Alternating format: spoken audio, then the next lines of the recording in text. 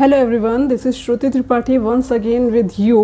Welcome back to my channel. आज की video बहुत ही ज़्यादा इम्पॉर्टेंट है उन लोगों के लिए जो आर्मी पब्लिक स्कूल में ज्वाइन होना चाहते हैं as a teacher, but CSB exam clear नहीं है। तो आपको मैं थोड़ी सी बेसिक चीज़ें बताती हूँ। जैसे कि सीएसबी एग्ज़ाम क्या होता है, आर्मी वेलफेयर एजुकेशन सोसाइटी की तरफ से एक एग्ज़ाम कंडक्ट होता है जो सीएसबी कहलाता है। अगर आपने वो एग्ज़ाम क्लियर कर लिया है तो आपको जो जॉब मिलती है वो सीएसबी होती है। इसके अलावा एक और जॉब होती है जिसे हम बोलते हैं एलएसबी। तो इनका जो डिफरेंस है ये मैं आपको बाद में बताऊंगी। पहले ये बता देती हूँ कि अगर एग्ज़ाम क्लियर नहीं है एंड आपको आर्मी पब्लिक स्कूल में ज्वाइन होना है तो आपको कौन सा फॉर्म फिल करना चाहिए। ये साइट है। अब देखिए, मैंने पुणे के लिए अप्लाई किया था तो पुणे के लिए 3 वैकेंसीज आए थे, regular basis and contractual basis and third one is ad hoc basis. तो अगर आपकी एग्ज़ाम क्लियर नहीं है, आप सीएसबी पास नहीं हैं, तो आपको एडॉक बेसिस के लिए फॉर्म फिल करना है। फॉर्म काफ़ी अच्छे से फिल कीजिएगा। अगर आपके फॉर्म में कोई भी मिस्टेक होती है तो उनकी तरफ से आपको कोई मैसेज नहीं आएगा, कोई कॉल नहीं आएगी कि आपकी कुछ मिस्टेक्स थी। वो हम कह सकते हैं कि रिजेक्ट हो जाएगा डायरेक्टली, आपको कुछ भी उसकी इन्फॉर्मेशन नहीं दी जाएगी। तो आपको क्या करना है, अगर आपका सीएसबी एग्ज़ाम क्लियर नहीं है तो एडॉक वाला फॉर्म फिल कीजिए। काफ़ी अच्छे से फिल करना कि आपको किस चीज़ के लिए करना है, पीआरटी, टीजीटी या फिर पीजीटी के लिए। ओके, एंड आपको इसके अलावा क्या करना है वो भी मैं बता देती हूँ। लाइक इंटरव्यू किस टाइप से होंगे उसका एक सेपरेट वीडियो भी बनने वाला है। बट अभी एडॉक के लिए आपको क्या करना रहेगा, आपको एक फॉर्म फिल करना है जो ये देखिए यहाँ पे दिखाई दे रहा है हमें। इस फॉर्म को आप फिल करिए, साथ में आपके जो भी डॉक्यूमेंट वगैरह हैं उन्हें अटैच कीजिए। लाइक 10th 12th आपको दिया गया, मैंने एक और वीडियो बनाया है उसमें आपको दिया गया अच्छे से कि आपको क्या क्या चीज़ें अटैच करनी होती हैं।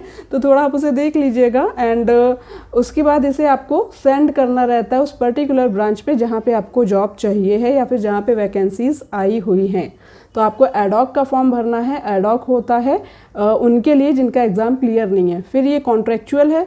कॉन्ट्रेक्चुअल होता है उन लोगों के लिए जिनका एग्ज़ाम क्लियर है एंड वैकेंसी कॉन्ट्रेक्चुअल के लिए आई है तो आप जा सकते हैं। ये मेनली 3 इयर्स का कॉन्ट्रैक्ट होता है। अब बात करेंगे रेगुलर की, तो रेगुलर की वैकेंसी जो है वो बहुत कम आती है। हार्डली सब्जेक्ट के लिए 1 वैकेंसी या 2, ज़्यादा से ज़्यादा 2, वरना 1 ही वैकेंसी आती है। अब उस वैकेंसी के लिए जो ऑलरेडी टीचर हैं स्कूल में ऑन कॉन्ट्रेक्चुअल बेसिस वो भी अप्लाई करेंगे एंड आप लोग जिनका आर्मी पब्लिक स्कूल में जॉब नहीं है वो भी अप्लाई करेंगे। तो यहाँ पे कंपटीशन बहुत ज़्यादा होता है। रेगुलर के लिए आ रहे हैं तो आपका सीटेट भी क्लियर होना चाहिए, सीएसबी भी क्लियर होना चाहिए एंड आप अप्लाई कर सकते हो। अगर आपको कॉन्ट्रैक्चुअल के लिए फिल करना है तो आपका सीएसबी क्लियर होना चाहिए, ठीक है। और आपका कॉन्ट्रैक्चुअल रहता है मेनली 3 इयर्स का, जो कि हर जगह 3 इयर्स का ही रहता है। अब पर्टिकुलर किसी स्कूल में आगे थोड़ा कम ज़्यादा हो तो हम नहीं कह सकते, बट मेनली 3 इयर्स का रहता है। एंड एडॉक बेसिस के लिए 1 ईयर का कॉन्ट्रैक्चुअल बेसिस पे रहता है। अच्छा, अब एडॉक बेसिस पे दिक्कत क्या होती है कि आपने एक बार ज्वाइन कर लिया तो फिर आगे क्या रहेगा, क्या वो आपको कॉन्ट्रेक्चुअल पे लेंगे या फिर वो आपको रेगुलर पे लेंगे। तो उसके लिए आपको बार बार इंटरव्यू देते रहना होता है। कुछ टीचर हैं ऐसे जो स्टार्टिंग से अभी तक, यानी उनको 6-7 साल हो चुके हैं, वो बार बार एडॉक बेसिस पे एवरी ईयर इंटरव्यू देते हैं। फिर 1 साल के कॉन्ट्रैक्चुअल पे उन्हें हायर किया जाता है। अगले साल फिर से वो वही इंटरव्यू देते हैं एंड फिर से ज्वाइन हो जाते हैं। तो ये बार बार करना पड़ता है अगर आपका सीएसबी एग्ज़ाम क्लियर नहीं है तो। बट अगर आप सीएसबी एग्ज़ाम क्लियर कर लेते, सपोज आज आपकी ज्वाइनिंग हो गई, आपको 1 साल तक के लिए कॉन्ट्रैक्चुअल बेसिस पे ले लिया गया, तो आप उस एग्ज़ाम को दीजिए। अगर आपका एग्ज़ाम क्लियर होता है तो नेक्स्ट टाइम आप कॉन्ट्रैक्चुअल के लिए इंटरव्यू देंगे एंड वो आपका 3 साल के लिए कॉन्ट्रैक्चुअल बेसिस पे हो जाएगा। एंड अगर आपका लक काफ़ी अच्छा रहेगा तो आप रेगुलर बेसिस पे भी वहाँ पे ज्वाइन हो सकते हैं। अच्छा, लक क्यों बोला जा रहा है, क्योंकि वहाँ पे वैकेंसी ही रेगुलर के लिए 1 है, तो काफ़ी डिफ़िकल्ट होता है कि किसको सेलेक्ट किया जाएगा। अब थोड़ी सी आपको इन्फॉर्मेशन देते हैं इंटरव्यू के रिगार्डिंग। इसके लिए भी एक सेपरेट वीडियो मैं बना दूंगी अगर आप लोगों को रिक्वायर रहेगा तो, बट थोड़ी सी बेसिक इन्फॉर्मेशन दे देते हैं कि इंटरव्यू में क्या क्या पूछा जाता है। जैसा कि हमसे पूछा गया था, तो आपको पहले ही मेल आ जाएगा, मेल में दिया रहेगा कि आपको कौन से 2 टॉपिक के ऊपर लेसन प्लान बनानी है। हमें 2 टॉपिक दिए गए थे लेसन प्लान बनाने के लिए। मुझे जो मिला था एक ईवीएस का था और दूसरा इंग्लिश का था। 2 लेसन प्लान मिले थे, दोनों मैं बना करके लेके गई थी वहाँ पर। एक लेसन प्लान मैं एक्स्ट्रा ले गई थी क्योंकि मैं मैथ्स की टीचर हूँ, सो आई थॉट कि एक मैथ्स का भी लेके जाते हैं। अच्छा, जो लोग बनाकर नहीं लाए थे लेसन प्लान, उनका क्या उन्हें सेलेक्ट नहीं किया गया। उनके पास इतना टाइम रहता है कि वो वहाँ पे बैठ के ही बना सकते हैं, और बनवाया भी गया था। बिना लेसन प्लान के तो इंटरव्यू नहीं कंडक्ट होता।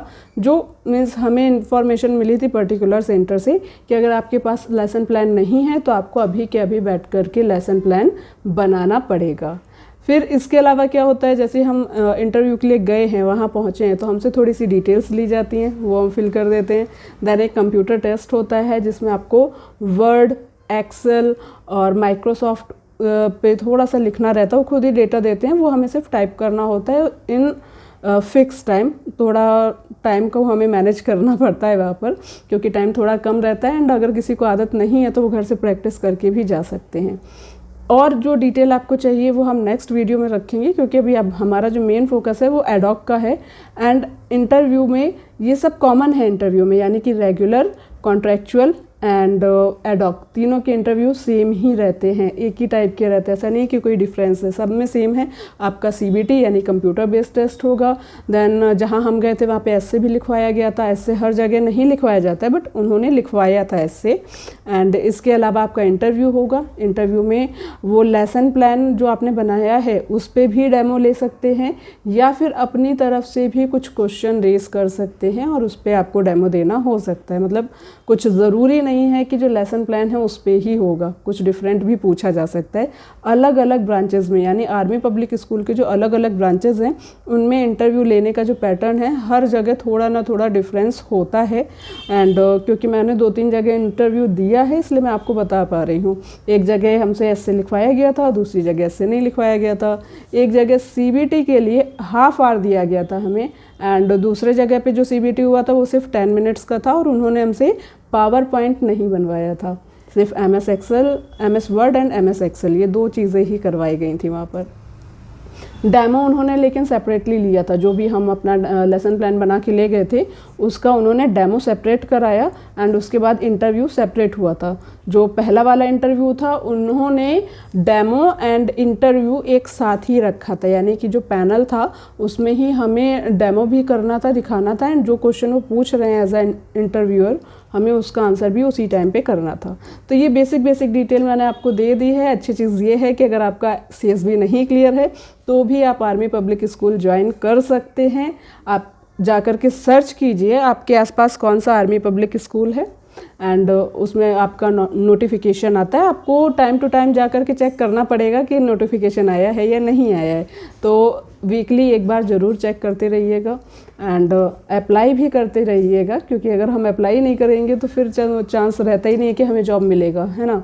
तो आप लोग ये सब चीज़ें ट्राई करते रहिए। इसके अलावा अगर आपको कोई भी इन्फॉर्मेशन चाहिए, लाइक डिटेल वीडियो चाहिए आपको, इंटरव्यू हमारा कैसा हुआ था, क्योंकि इंटरव्यू में बहुत टाइम गया था। हम लोगों को सुबह 7:30 बजे बुलाया था, एंड मुझे घर आते आते 4 बज गए थे। यस, तो काफ़ी ज़्यादा टाइम जाता है वहाँ पे।